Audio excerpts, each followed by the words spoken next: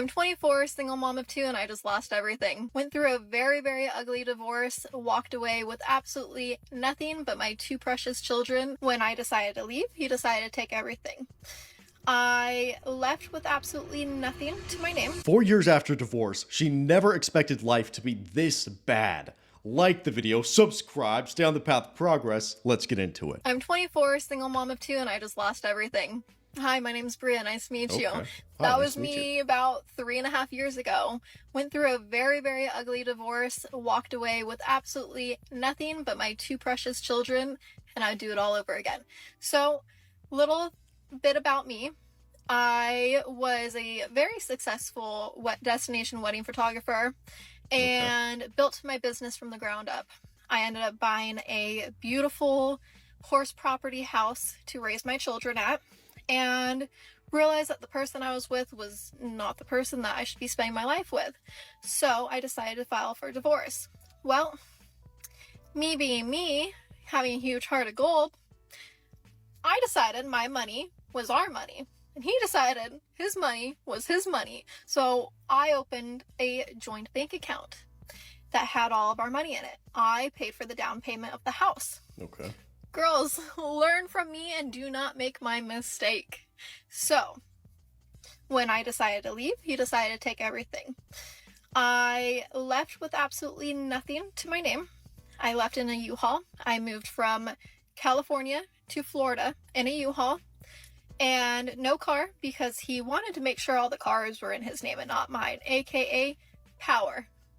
Do not let a man do that to you, okay? Make sure you are on there as a co-signer. You're on there just by yourself. Well, me being me and me being young, thinking love is love and no one would do anything to hurt you, false.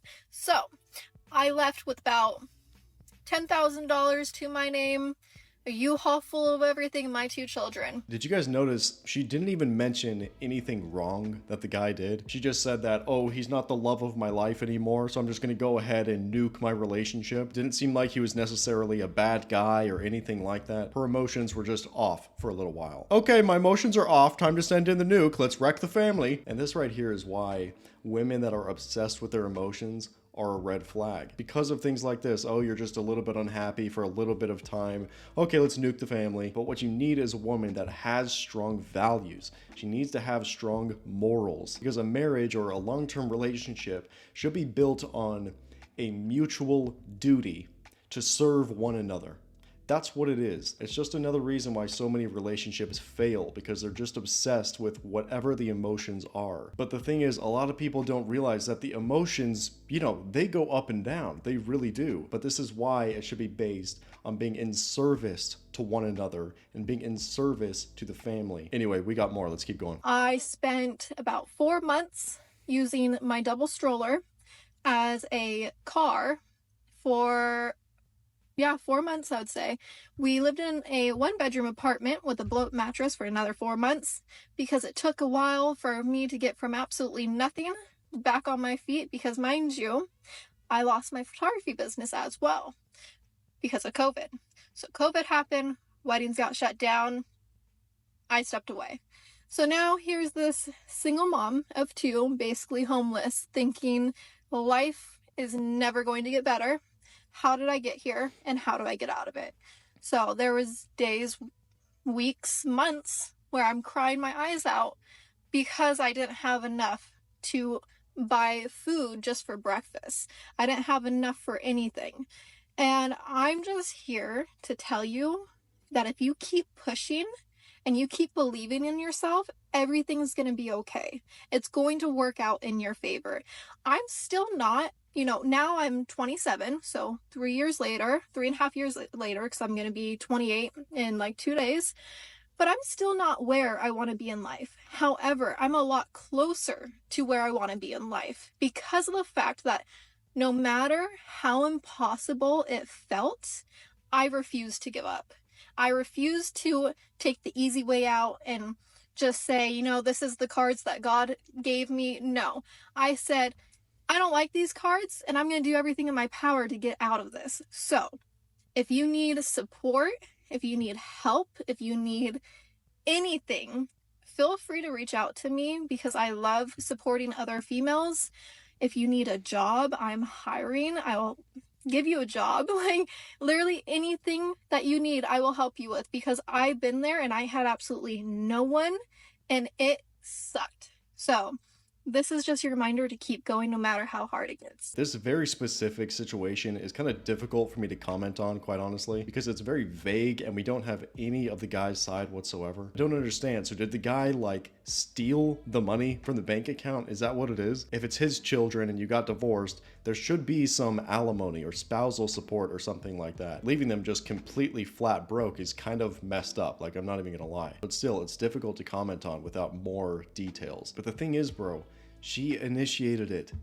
She initiated this entire situation. She wanted to be Miss Strong Independent Boss Babe, so nukes the family, they go financially broke, and now she's in this awful situation. And I'm not even excusing this guy's behavior at all, but it's more difficult to comment on because I don't have the details. Because if this guy left his 2 children flat broke without anything to fend for themselves, dude, that's scummy as hell. She's lying for real. California would have given her more than half in the divorce court. She said she bought the horse property, yet walks away completely in California. Yeah, no, I call BS. No car or money? Really? Again, BS. Also took his kids and ran to another state, tearing the kids away from their father. All I hear is a horrible wife and a horrible mother in this story. Well, there's definitely a perspective. I mean, it could just be genuine lying. Blondie was living off the husband. Of course she had nothing to leave with. The joint account was his money. That could definitely be the truth, because I mean, how much do destination photographers really make? Like, are they making the huge mega bucks where they can afford a big property like that? I don't know about that, bro. Didn't have money for food? She just said she had 10 grand. Yeah, man, this is definitely a very suspicious one. I think there's a lot of details being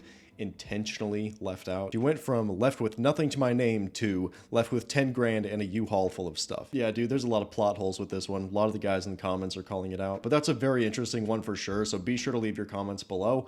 Now let's get on with the show. I was celibate for a year and a half while I was traveling the world, and I fell into it accidentally, but I want to talk about my journey. I think everybody should be celibate at least once in their life. I started traveling April of 22. I met my brother, I went to Greece, and boy, was I the opposite of celibate. I had my legs cracked open like the doors to a museum. Come and look at this art, baby. And after about 2.5 months in Europe, I flew to Canada to work there for a couple of months. About a month and a half in, I was like, ooh, getting dry. We're shifting from waterfall to desert. When I tell you, I didn't even realize that I wasn't getting any. I forgot it actually existed. And in the moment that I realized I had forgotten it existed, I started reflecting on my life a little. I looked around and I went, this kind of rocks. My life kind of top tier right now. And I realized removing sex from the equation was one of the contributing factors in my happiness. So I decided to stay celibate through many obstacles. My God. I did have moments where I was like, is this worth it? Because Jesus Christ. Because I was in the most beautiful places in the world with the most beautiful people from around the world. And there were times where I thought, am I missing out? But I'll tell you why I stayed celibate. The first reason is while I was in Sydney and I was getting drunk all the time, I didn't have the best lifestyle. I realized that I was getting used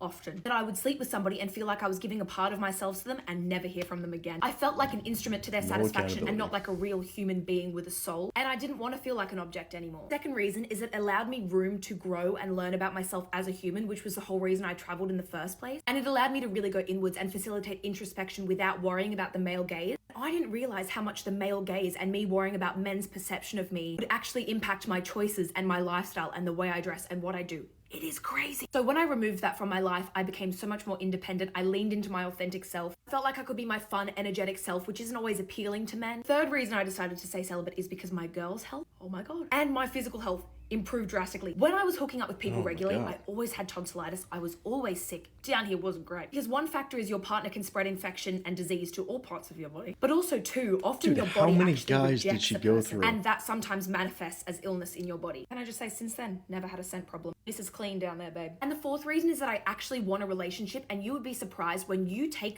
off the table. It weeds out all the bad people so quickly. I only want you for that. As I was traveling, I would start seeing people, I would tell them that I was celibate, and you would watch how quickly those people leave your life, and the people that are actually interested in you, they stay. Lastly, I realized that that act is a very intimate and spiritual thing for me, and I want it to be with somebody that I love and with somebody that cares about me, because it is so much better that way anyway. It was such a beneficial year and a half for me and my development and growth as a person. Wow, there is a lot there. One thing, but isn't it just fascinating how we're able to see stuff like this online? The amount of like psychological tests that you can do, the psychological experiments, the psychological like exposure that you're getting to female nature these days, is crazy levels. You probably wouldn't have been able to see anything like this at any other time in history. It's just fascinating. But let's dive into this a little bit. So one, it's like she was painting a picture that she was getting with so many guys that it was affecting her health. Can we just pause on that and give it a whole big fat yikes? Like, bro, what? And the thing is, man, I have no problem with women wanting to stay celibate. I have no issue with it. The thing I have an issue with is like, you gave it up to potentially, like, she makes it seem like it's 100+ guys. Let's keep it real. She gives it up to 100 guys for basically nothing in return. And now she expects this next guy to wait all of this time, like, oh no, I'm all pure now. I don't do it anymore. I'm a good girl. Like, no, no, bro. You can't just erase your past. That's not how it works. So it's like, good, you are saving yourself to find the right man. But it's like, you should have done that before.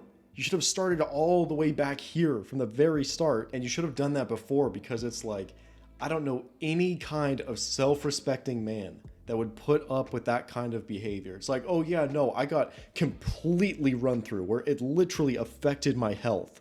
I was unhealthy with the amount of guys that I went through. So automatically you are writing off all of these potentially good guys. And the only guys that would accept something like that are, honestly, they are terminal betas.